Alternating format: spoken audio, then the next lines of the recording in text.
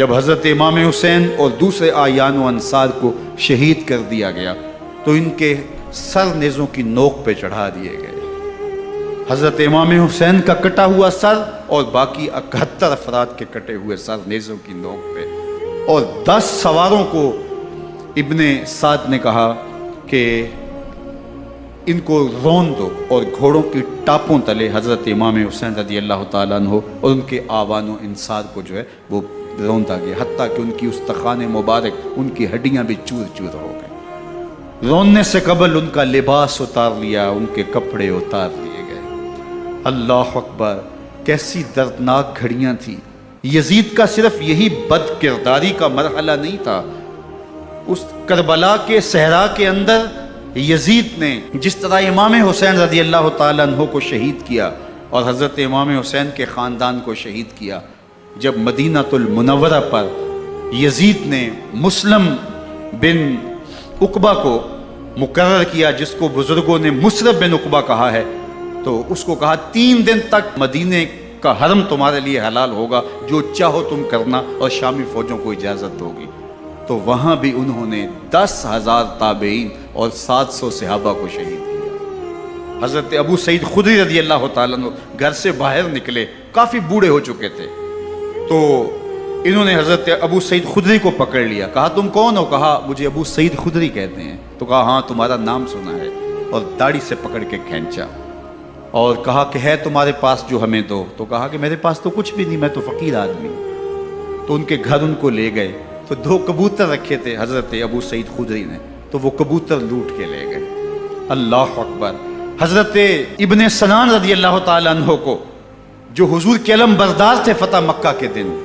ان کو ستو پہلے پلائے اور پھر ان کی گردن کاٹی گئی، اور کہا یہ ہے وہ ستو جو تم زندگی میں آخری بار پیو گے۔ ایک گھر میں داخل ہوئی شامی فوج، تو ایک خاتون کے ابھی بچہ پیدا ہوا تھا، اور قابلہ نے، دائیا نے وہ بچہ ماں کی چھاتی پہ لٹایا، اور وہ ماں کا پہلا دودھ پی رہا تھا۔ تو یہ جا کے کہنے لگے نکالو تمہارے پاس جو کچھ ہے۔ تو اس خاتون نے کہا تم جانتے ہو یہ بچہ کون ہے؟ تو انہوں نے کہا ہم نہیں جانتے۔ کہا یہ حضرت ابن ابی کبشہ انماری رضی اللہ تعالیٰ عنہ کا بچہ ہے، اور یہ وہ صحابی ہیں کہ جو بیت الشجرہ کے موقع پہ حضور کے ہاتھ پہ بیعت کرتے ہیں۔ انہوں نے اس چیز کا لحاظ نہ کیا کہ جو کچھ ہے وہ ہمیں دو، ورنہ تیرے بچے کو نہیں چھوڑیں گے۔ تو ماں بچے سے مخاطب ہو کے کہتی ہے، ابھی بچہ پیدا ہوا ہے اور ماں سے پہلا دودھ پی رہا ہے، کہ بیٹے اگر میرے پاس کچھ ہوتا، وہ قیمتی سے قیمتی چیز بھی ہوتی، تیری جان کے لیے قربان کرتی، لیکن اس وقت میرے پاس کچھ ہے نہیں۔ تو ایک شکی آگے بڑھا اور بچے کو ایک ٹانگ سے پکڑ کے کھینچ کے دیوار کے ساتھ پٹک کے مارا، جس سے دماغ کا بھیجا نکل گیا۔ کیا کیا زیادتیاں نہیں کی۔ 700 صحابہ حرہ کے واقعہ میں شہید کیے یزید نے،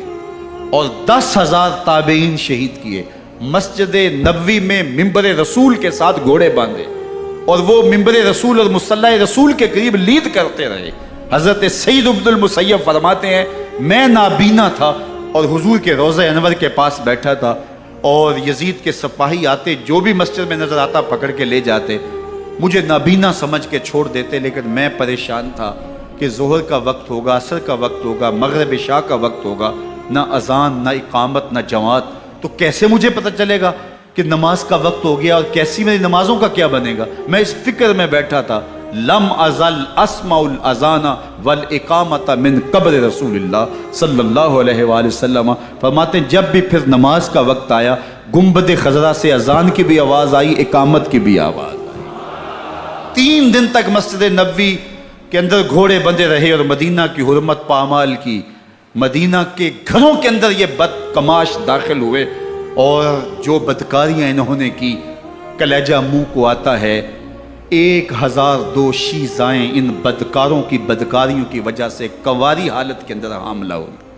3 دن تک مدینے کا حرم انہوں نے پامال کیا، اور پھر مکہ المکرمہ میں کعبہ اللہ پر گولے برسائے، اور کعبہ کا غلاف جل گیا۔ وہ تو یزید مر گیا، اور حضرت عبداللہ ابن زبیر رضی اللہ تعالیٰ عنہ نے اپنی خلافت کا اعلان کیا۔ یزید کے یہ کرتوت تھے، ادھر اہل مدینہ کو ستایا، ادھر اہل مکہ کو ستایا، اور رسول اللہ صلی اللہ علیہ وسلم کے خانوادے کی بے حرمتی اور توہین کی، نہ صرف انہیں قتل کیا گیا، ان کی لاشوں پہ گھوڑے دوڑائے۔ ابن سعد اور شمر جو ہے وہ خیموں میں داخل ہوا اور مخدرات اسلام کی چادریں چھیننے کی کوشش کی۔ حضرت زینب سلام اللہ علیہ نے مخاطب ہو کے کہا، ہمارے چہرے کے رکھوالے چلے گئے ہیں، ظالم تو خیال نہیں کرتا ہم رسول اللہ کی بیٹیاں ہیں۔ حضرت شہربانو، حضرت زین العابدین اور حضرت زینب سلام اللہ علیہ، ان تینوں کو ایک اونٹ پہ باندھا گیا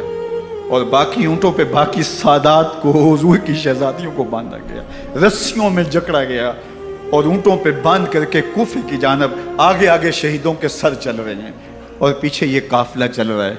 اور جب یہ قافلہ وہاں سے گزرا جہاں لاشیں پڑی تھی، امام زین العابدین 14 سال کے تھے اور بیمار تھے اور ان کا حوصلہ نہ ہوا، وہاں غشی ان کے اوپر آنے لگی۔ اور وہ منظر ابن کثیر نے، باقی لوگوں سب نے لکھا ہے کہ پھر جب ان کی یہ حالت ہوئی تو پھر سیدہ زینب سلام اللہ علیہ، جنہوں نے ابھی تک بڑے حوصلے کے ساتھ ساری مشکلات کا مقابلہ کیا تھا، اب ان کے بندھن ٹوٹ گئے اور آنکھوں سے آنسو بہنے لگے اور سیدہ زینب تھے امام حسین رضی اللہ تعالیٰ عنہ کی لاش پہ کھڑے ہو کے، اور وہ روندی ہوئی لاش، ٹوٹی ہوئی ہڈیاں اور وہ برینا بدن، کٹا ہوا سر نیزے کی نوک پہ اور لاش یہ پڑی ہے، تو حضرت سیدہ زینب نے مدینے کی طرف منہ کر کے جو ہے وہ حضور سے فریاد کی، یا محمد آہو، یا محمد آہو، ھذا حسین بالآراء مزمل بالدماء، یا محمد آہو بناتوں کا سبایا۔ یا رسول اللہ، اے پیارے آقا، یا جدہ ہو، اے ہمارے نانا محترم، یہ دیکھیے آپ کا حسین پڑا ہوا ہے، بدن سے کپڑے اتار لیے گئے، خاک ہوائیں اڑا رہی ہیں اور اس کے اوپر چادر جو ہے وہ مٹی کی پڑ گئی ہے۔ حضور آپ کی اولاد کاٹ دی گئی اور پھر کہا بناتوں کا سبایا، حضور دیکھیے آپ کی بیٹیوں کے ہاتھ باندھ دیے گئے ہیں، اونٹوں پہ کس دیا گیا ہے، سر شہیدہ آگے آگے چل رہے ہیں اور حضرت سیدنا امام حسین کا آگے آگے سر ہے۔ راستے کے اندر ایک جگہ آئی، رات گزری اور ان کو اتارا گیا۔ رات کا موقع تھا، ایک خاتون آئی اور اس نے کوئی کھانا پیش کیا ان کو اور کہا کہ میں کسی زمانے میں حضرت سیدہ فاطمہ تو زہرا کی نوکری کیا کرتی تھی، ان کی لونڈی تھی، ان کی کنیز تھی، اور آج مجھے پتہ چلا کہ آپ لوگ گزر رہے ہیں، تو میں نے کہا کہ میں اپنی مخدومہ کے خاندان کی خدمت کروں۔ اور پھر اس نے کہا کہ اس وقت سیدہ کی گود میں ایک 6-7 ماہ کی بچی تھی جس کو زینب کہا کرتے تھے، تو سیدہ زینب نے کہا کہ اماں اگر پہچانتی ہو تو وہ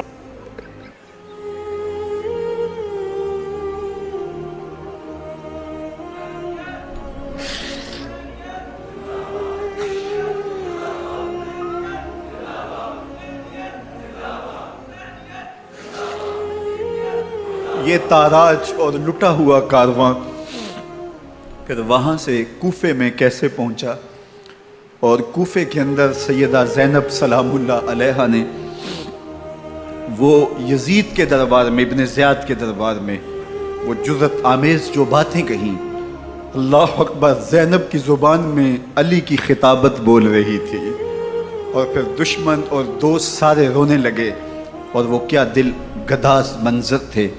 اور پھر یہ سروں کا قافلہ اور سادات کرام کا مشکیں کسی ہوئی ہیں اور اونٹوں پہ باندھے ہوئے، ان کو وہاں سے پھر قادسیہ اور قادسیہ سے پھر دمشق یزید کے دربار میں پہنچایا گیا، اور وہاں سے یہ لٹے ہوئے خانمہ برباد تاراج لوگ مدینہ المنورہ میں کیسے پہنچے، اور اہل مدینہ نے کیسے استقبال کیا، اور وہ منظر کتنا دل گداز تھا جب اہل مدینہ زینب سے پوچھتے تھے زینب حسین کہاں ہے؟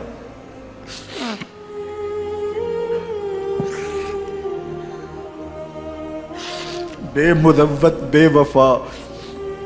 تیرا بھی کیا افسانہ ہے، جس نے اپنی ہی شمع کو گل کیا تو وہ پروانہ ہے۔ اپنے پیغمبر کے شہزادوں کو اور اپنے پیغمبر کی شہزادیوں کو جو دکھ اس امت نے دیے، یہ کائنات کی ایک انوکھی داستان ہے۔ اللہ ہمیں اسوہ شبیری پہ عمل کی توفیق عطا کرے اور ان کے نقوش پاک کی برکتیں دے، اہل بیت کی محبت ہماری روحوں میں جذب کر دے، اور جس عظیمت کے ساتھ، جس حوصلے کے ساتھ انہوں نے دکھوں کو جھیلا، جو دہکتی آگ کے شعلوں پہ سویا وہ حسین، جو جواں بیٹے کی میت پر نہ رویا وہ حسین، جس نے سب کچھ کھو کے کچھ نہ کھویا وہ حسین، مرتبہ اسلام کا جس نے دوبالا کر دیا، خون نے جس کے دو عالم میں اجالا کر دیا، جو کہ سوزے غم کو سانچے میں خوشی کے ڈھال کے مسکرایا موت کی آنکھوں میں آنکھیں ڈال کے۔ اے حسین ابن علی تم پر سلام، نازش آل نبی تم پر سلام۔ ذرا میرے ساتھ یہ پڑھ لیجئے، اے حسین ابن علی تم پر سلام، نازش آل نبی تم پر سلام، تم پہ لاکھوں رحمتیں لاکھوں سلام، اے شہیدان محبت کے امام، لالا گوں لالا بدن لالا کفن، اے چمن اندر چمن، زندگی ہی زندگی تیری حیات، اے حیات اندر حیات، افتخار ملت بیضا ہے تو، رب کعبہ کی قسم یکتا ہے تو، فخر کا دل میں دریچہ باز کرنا چاہیے، جن کا تو آقا ہے ان کو ناز کرنا چاہیے۔ وآخر دعوانا ان الحمدللہ۔